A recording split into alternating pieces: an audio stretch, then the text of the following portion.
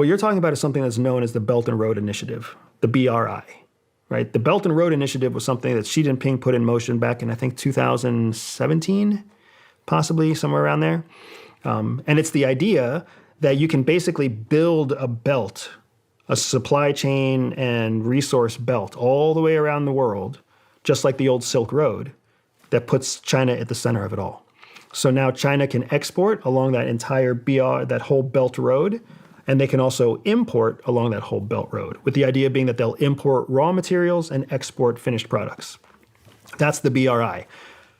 It's also has a secondary benefit. On top of an economic benefit to China, it has a secondary benefit where it's a chance for China to build what's known as soft power or influence, soft power in these third world countries. That's why the Belt and Road Initiative is almost all poor, poverty-stricken, corrupt third world countries.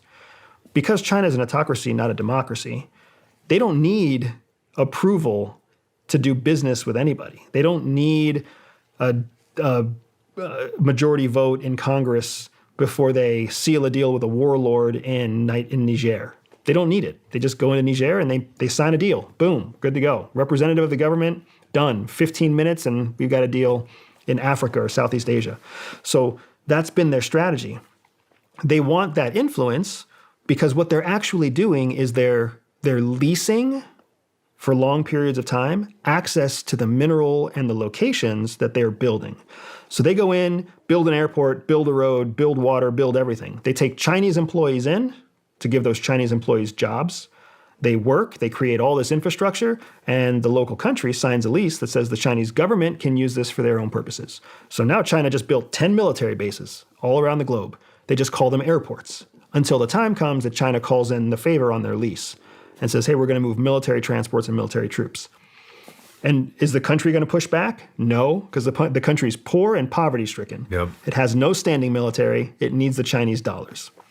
It has no relationship with the United States, because what does the United States do to any corrupt country out there? Stiff arm. And it doesn't have any relationship with Europe. Why? Because Europe does the same thing, because that's what the United States says. You can't do business with countries that have human rights abuses, corruption, or whatever else, right? So all these countries are being ignored. China can go in for a song and get their support. I mean, why are we changing policy? So they win in so many ways. They win in so many ways. They're going to own our power grid. Yeah. You know, I mean, there's this huge, green initiative happening right now in Europe and the U.S. They're getting all these strategic points all over the world. They're settling, all the places that I mentioned. Then on top of that, they're gonna be the sole provider of these batteries that power all the solar equipment for the green energy. Yeah. So that's how the Chinese move. A 5,000-year-old country moves slow, right? They move slow, and then by the time you realize you're part of the mudslide, it's too late.